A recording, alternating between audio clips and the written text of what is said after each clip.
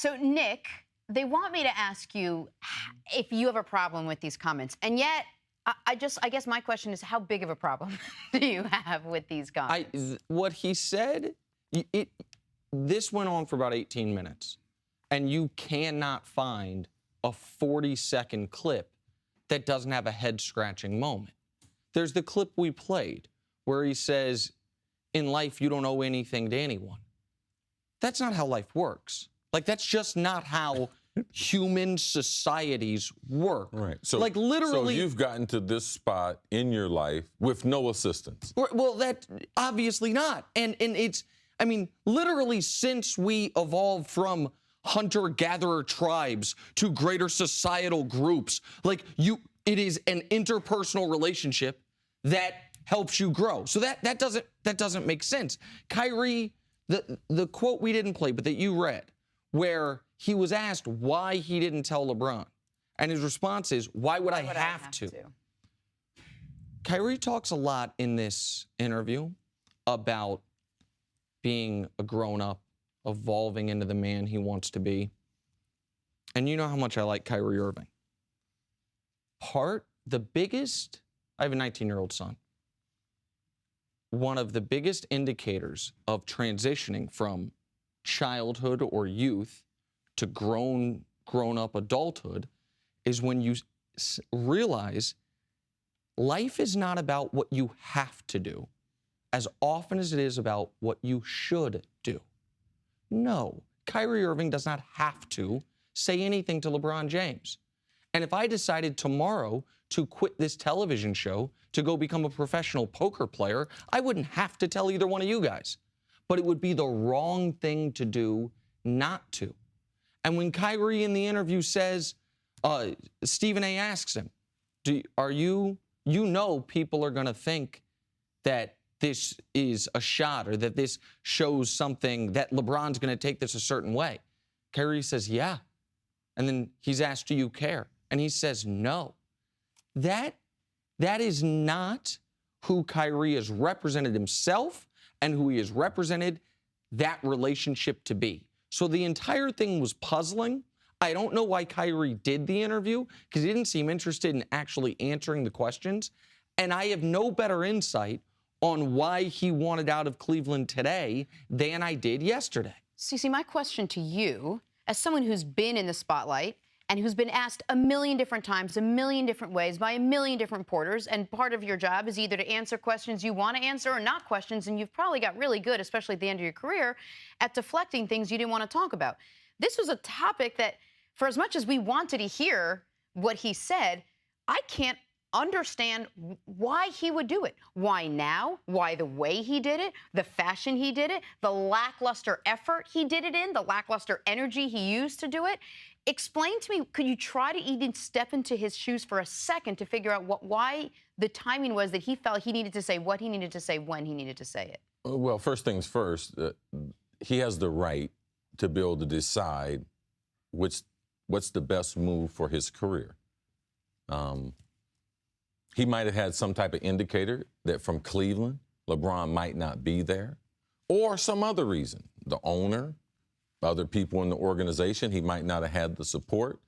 So he has that right. He forced a trade. He's in Boston now. Now, he says that in some other interviews and everything, he wants to play in the pick and roll. He wants to become more of a complete player. Okay, you have that right. Now, I remember when we drafted Randy Moss. Randy Moss called me on the phone draft day. Said, I've heard that you're one of the best ever, and I want you to mentor me. I want you to help me out. I said, okay, no problem. So call your agent. I want you to buy a house or a condo in Boca Raton. You have to move here because that's where we train.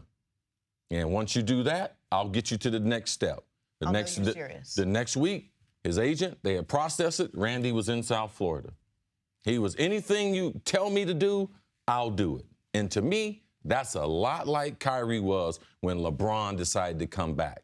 All right? Because Kyrie was not the player he is today that he was 3 years ago when LeBron came back. So LeBron helped him develop on and off the field. I know people who know Kyrie. And he has gone through stretches of his life where he's been very, very immature. And LeBron, besides his dad, has been one of the most influential people in seeing him develop on and off the court. So how do you not tell him once you make the decision? Sometimes, and I think Randy and I went through the same thing. Randy developed a resentment towards the questioning of, well, Coach Green and Cris Carter, they help you, they do this. Not all the questions, a lot of the questions had to do with us helping him be successful. Randy got tired of it and was like, listen, at some point I need to get credit for my own work. Now, I was getting closer to retirement and I was getting ready to move on. And at one point, Randy felt like it was best for him to take over the team, him and Dante Culpepper. I totally understood that. I retired, got a television job, ended up playing another half a year in Miami. That's another story. But he decided at that point in his career, that's what he wanted to do. Now, Randy and I are mature enough that we're still friends to this day. But there was some tension there because he decided at that point he didn't want me to mentor him anymore. But I understood. But Randy told me, all right? And he told me what he wanted to do. That's the part of this that, because you said in the beginning, Kyrie has the right. Of course he has the right. Yes. No one is denying he has the right. The question now is why he did it, why he wanted to execute that right, and why he went about it the way he did. And he also said in this interview, he had been wanting out of Cleveland well before the offseason. He said that he felt as a professional, he didn't want, and good for him, he didn't want it to distract from the season, so he kept it in. But he knew for a while he wanted out. See, to me, he's very disingenuous throughout the interview. Now, so you're saying after they won, after he hits the shot. That's what he's saying. Between that date and yesterday, or the end of the finals. Let's go to the end of the finals. There was times in there that he didn't want to be in Cleveland. Well, but that's what makes it more disingenuous is, and this is one of the downsides, I guess, of being a pro athlete, is we have all this video of him, like, play the video during the Eastern Conference Finals, May of this year, when he, according to his own words, already wants out. Here's what he says about LeBron.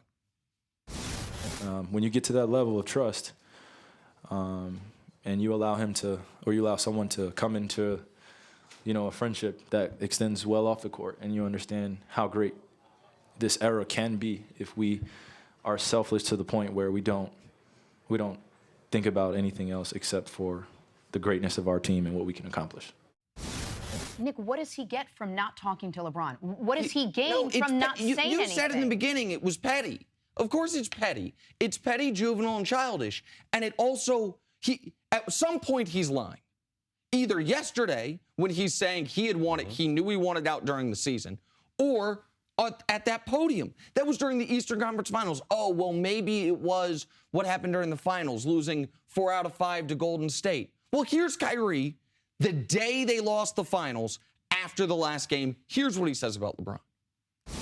You stand your ground, too, with a leader like that. You don't want to take a step back. You move to the front line with a guy like that, and you want to bring your game up to another level.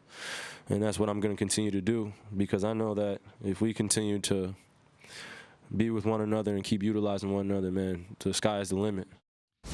There's a narrative out there that what happened was Kyrie heard LeBron wanted him traded. I've never believed that, and Kyrie dispelled it yesterday when he said he was feeling this way before the playoffs even started. We know how he says he felt during the Eastern Conference Finals and right after the finals.